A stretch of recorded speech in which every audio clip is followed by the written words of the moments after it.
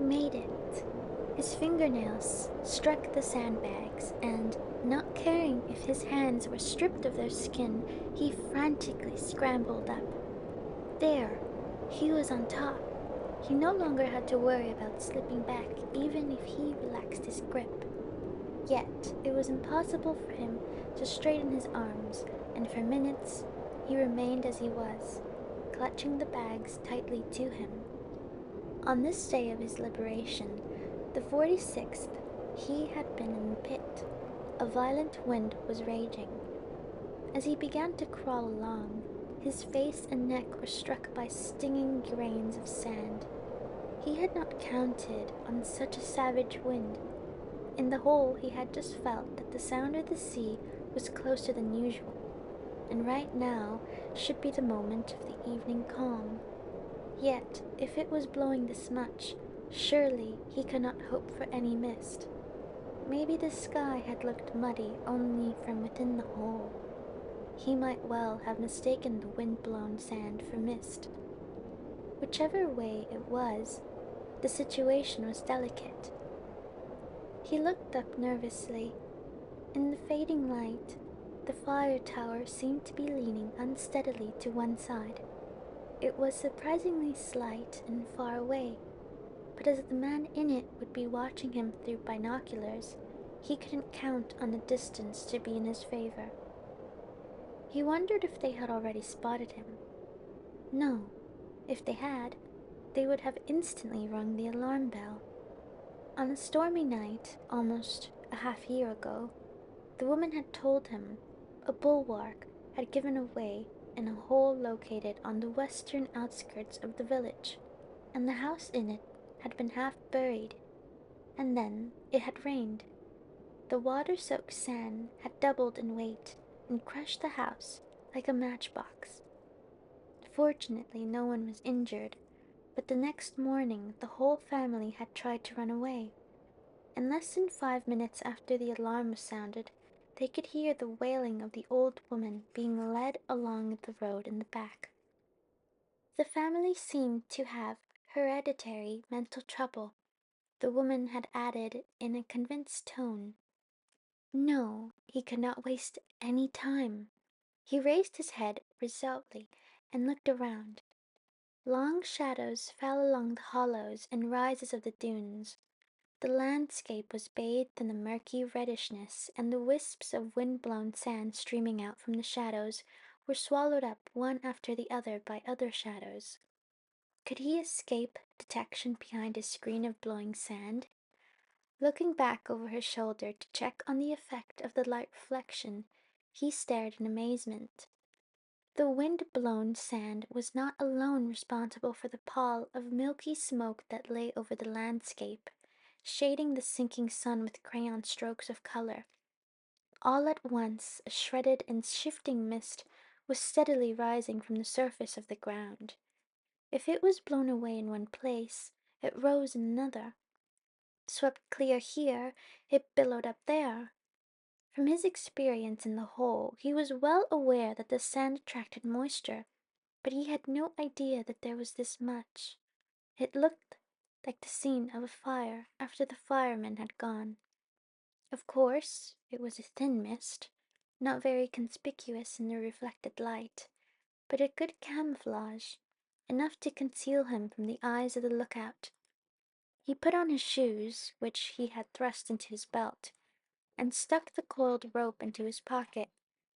With the shears attached, it would be a useful weapon in an emergency. The direction of his flight was toward the west, which was shielded by the refracted light. His first need was to find a place to hide until the sun went down. Well, let's get going. Keep your back down and run along where it's low. Don't lose your head now. Keep your eyes peeled and get a move on. There! There's a hollow to hide in, over there. What was that suspicious noise? An unlucky sign? Maybe not. Up and get going. Not too much to the right. The cliff on the right was so low that he might be seen.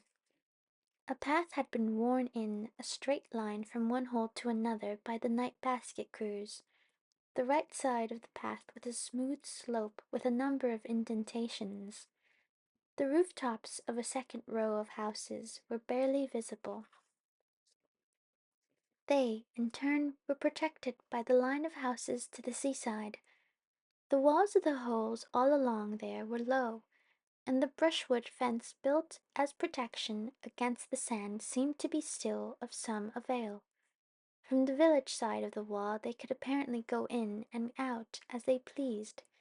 When he raised his head a little he could see all the way to the center of the town.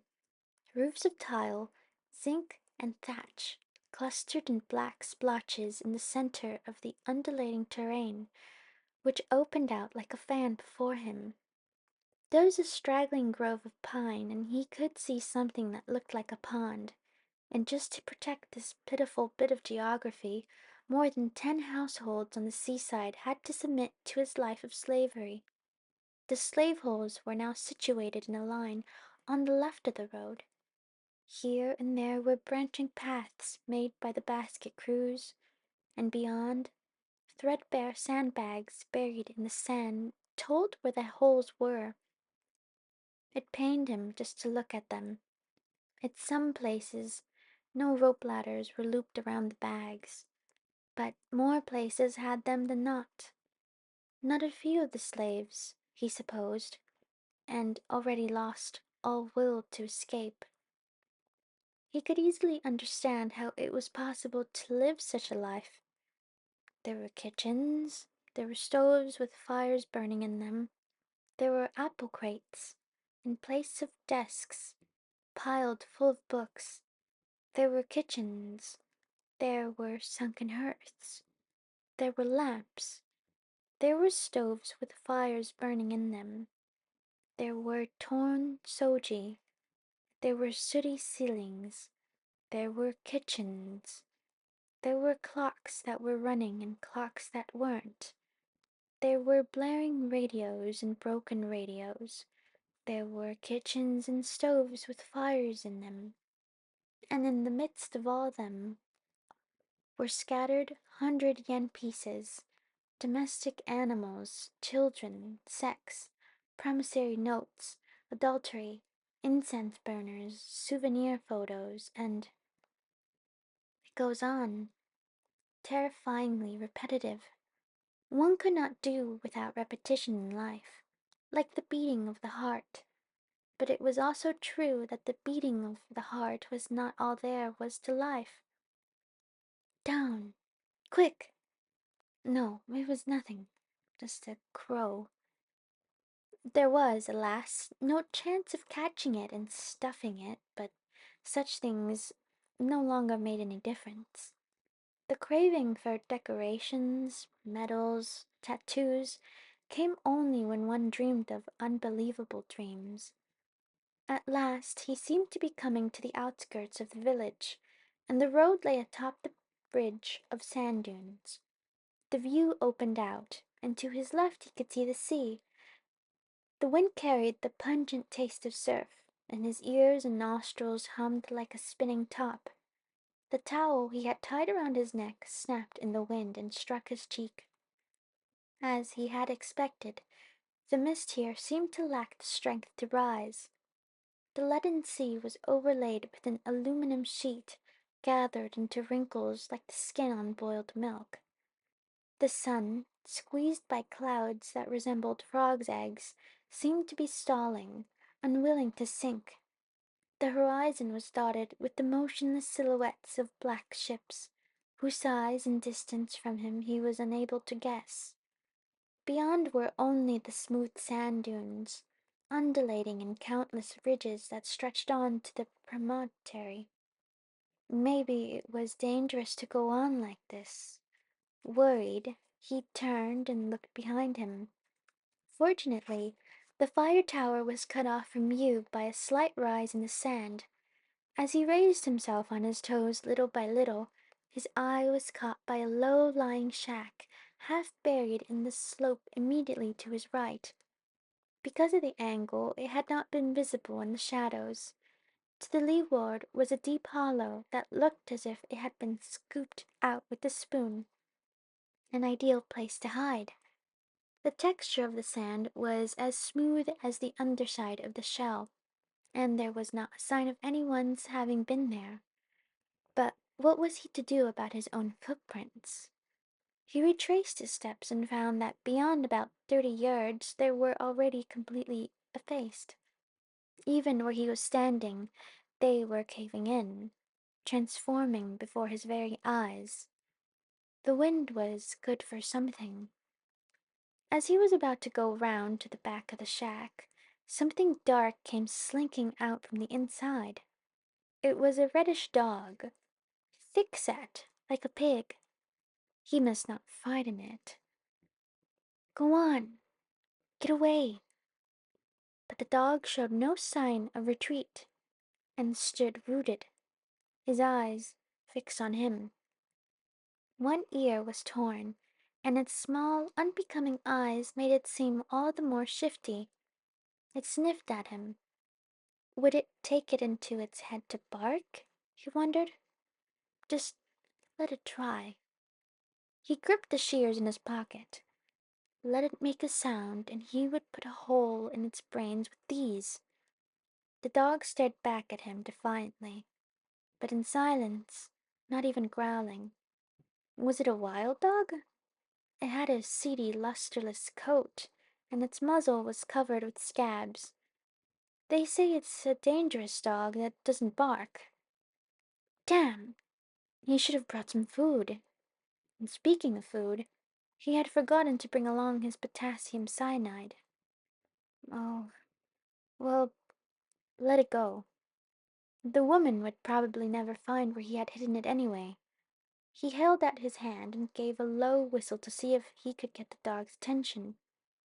For an answer, the dog curled its thin lips, which were the color of smoked herring, and bared its yellow, sad-encrusted fangs.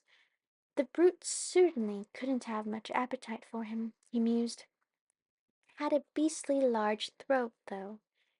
He had better manage to get him on his first try, but abruptly the dog looked away. His scruff went down, and he ambled lazily off as if nothing had happened. It had apparently given in to his unbending will. His mental power was not in bad shape if he could stare a wild dog down. He let himself slide into the hollow and lay as he was, against the slope. He was screened from the wind, and he gave a sigh of relief and contentment. The dog, staggering under the gusts, disappeared beyond the blowing sand. The fact that the wild dog had made the place its home was a guarantee that people did not come around.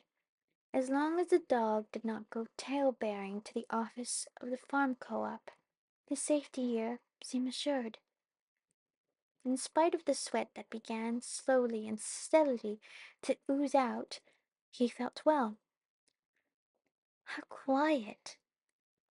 Quite as if he were enveloped in gelatin. Although he was clutching a time bomb set for a moment, it bothered him no more than the sound of the balance wheel of his alarm clock. His Mobius friend would have immediately analyzed the situation so. My friend, what you are doing is consoling yourself with the means of your escape and not keeping your eye on the goal. And he would have agreed easily. Very true, but I wonder if you have to distinguish so precisely between means and end. Wouldn't it be all right to use the definitions as need dictates? No. No, that wouldn't do at all. You can't spend time vertically. It's an accepted fact that time really goes horizontally. What happens if you try spending it vertically? You're a mummy if you do. He chuckled and took off his shoes.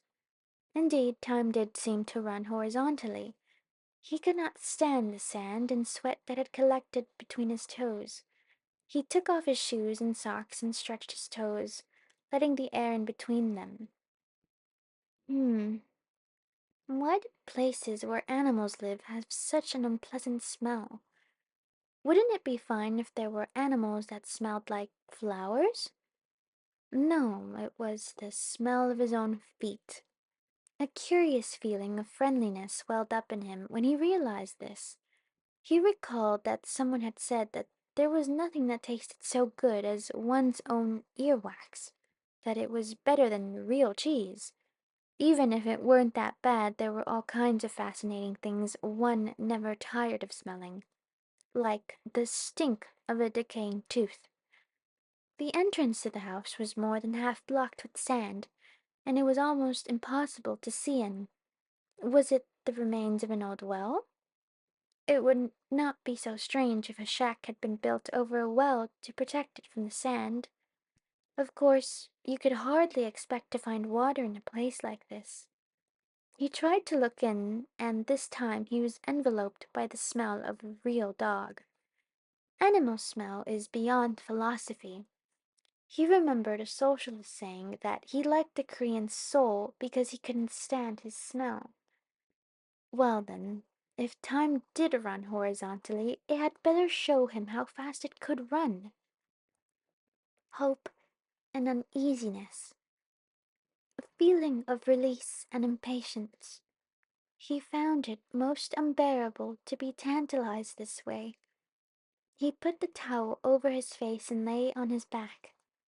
It might be his own smell, but he was not about to pay it compliments. Something was crawling fitfully up the instep of his foot.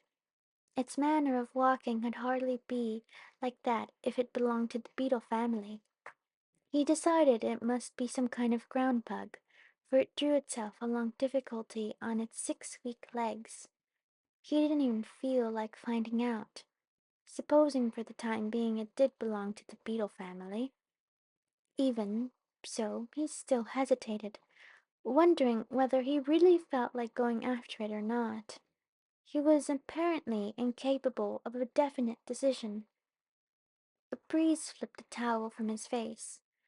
Out of the corner of his eye he could see a ridge of dunes glistening and golden. A smoothly rising curve cut off the line of gold and abruptly sipped away into the shadows. There was something strangely tense in the spatial composition, and he shuddered with an uncanny loneliness of people. Yes, this certainly is a romantic landscape. A setting like this would be a great attraction for young tourists these days. Precious, gilt-edged dock it is. I can guarantee its future development as someone who's experienced in this profession. But if you're going to develop it, first you've got to advertise. Even flies won't come if you don't advertise. The place might just as well not be here if no one knows about it. It's like having a precious stone and not finding a practical use for it. Well then, what shall we do? I'll put the things in the hand of a first-rate photographer and have him make me up something good looking picture postcards. In the old days, you used to find a beauty spot, then have your postcards made. But now it's common sense to have the cards made first, and afterwards think up a beautiful place. I have brought along 2 or 3 samples if you'd care to look at them. The postcard salesman had come with the intention of taking the villagers in, but he had been the one to be taken in, and in the end he had got sick and died.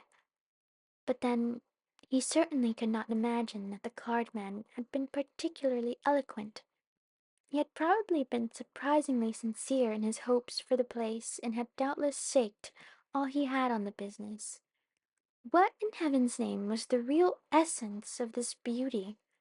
Was it the precision of nature with its physical laws? Or was it nature's mercilessness, ceaselessly resisting a man understanding? Until yesterday, the very thought of this landscape had filled him with nausea.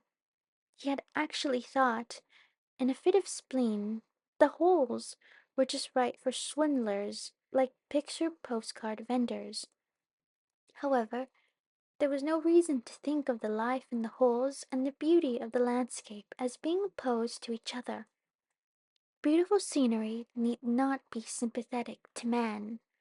His own viewpoint in considering the sand to be a rejection of the stationary state was not madness. A 1/8 millimeter flow, a world where existence was a series of states, the beauty of sand, in other words, belonged to death. It was the beauty of death that ran through the magnificence of its ruins and its great power of destruction. No, just a minute. He would be in the spot if he were criticized for holding on to his round trip ticket and not letting go of it. You like movies of wild animals and of war because you find that the same old day, following the same old yesterday, is waiting for you as soon as you come out of the movie house. You even like the films that stick so close to reality they nearly give you a heart attack.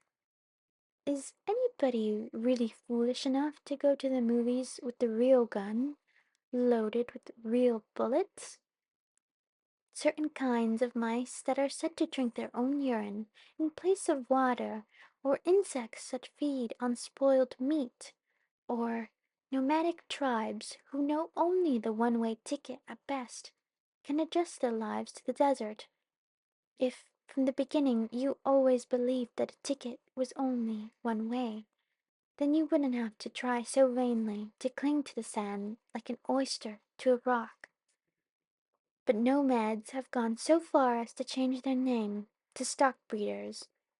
So, yes, perhaps he should have spoken about the scenery to the woman.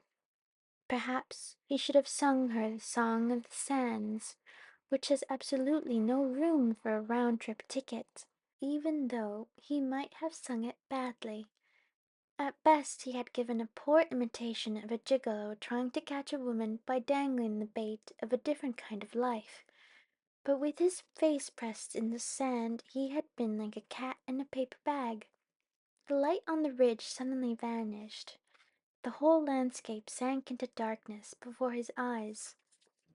Unnoticed, the wind had died down, and now the mist was coming back strongly. That was probably why the sun had set so abruptly. Well then, let's go.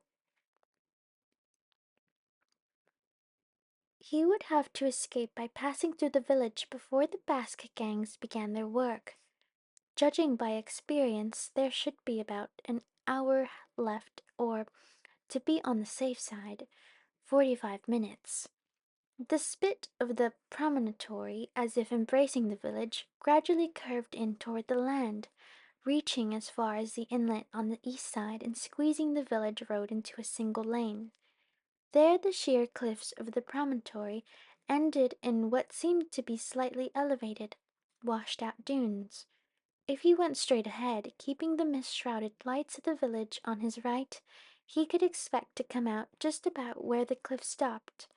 It would be a little over a mile, and beyond that lay the outskirts of the village. He could not remember any houses, only occasional plots of peanuts here and there. If he could just get across the dunes, then it would probably be safe to walk down the road. At least the roadbed was red clay, and if he were to run with all his might, it would take him about 15 minutes to get to the highway. If he could get that far, then he would have won the game. Buses would be running and people would be in their right minds. Thus, according to his calculations, he had 30 minutes to get through the village. What was bad about the sand was that one wasted strength, not because one's feet sank into it, but because there was no resistance. Running was most wasteful of all. Walking with long, careful steps would probably be more effective, and yet the sand compensated for sucking away one's strength by deadening the sound of footsteps. It was good, at least, that he didn't have to worry about his footsteps being heard. Well, look where you're walking. It didn't really make any difference whether he fell or not, and he frequently would stumble on the little rises and hollows and sink to his knees. That was all right. But if by chance he were to fall into another sand hole, What in heaven's names would he do then? It was dark, and the sand stretched forever on in irregular undulations. There were waves within waves, and within the small ones there were many still smaller ridges and hollows. The lights of the village on which he had made his fix seldom came into his view, for they were screened off by the crests of the endless undulations. When he could not see the lights, he went on by instinct. His mistakes were always appallingly major. Perhaps it was because his feet turned irresistibly toward the higher places, unconsciously seeking the lights. Ah, again he had made a mistake. It was more to the left. If he went on like this, he would end up by going straight into the village. Although he had crossed over 3 small hill-like dunes, the lights did not seem to be getting much nearer. It seemed as if he were circling around in the same place. Perspiration ran into his eyes. He paused and took a deep breath. He wondered whether the woman was awake yet. He also wondered what kind of reaction she would have when she did awake and realized that he was not there. No, she probably wouldn't realize it right away. She would doubtless suppose he was just relieving himself behind the house. Tonight she would be tired. She would be surprised she had slept until it was dark and would probably be able to barely get herself up. Then, finally, she would remember what had happened between them in the morning from the lingering warmth between her legs, still slightly painful and dry. She would smile bashfully as she groped for the lamp. But anyway, there was no reason for him to feel any obligation or responsibility for her smile. By his disappearance, she would lose only a fragment of her life, one that could be easily replaced by a radio or a mirror.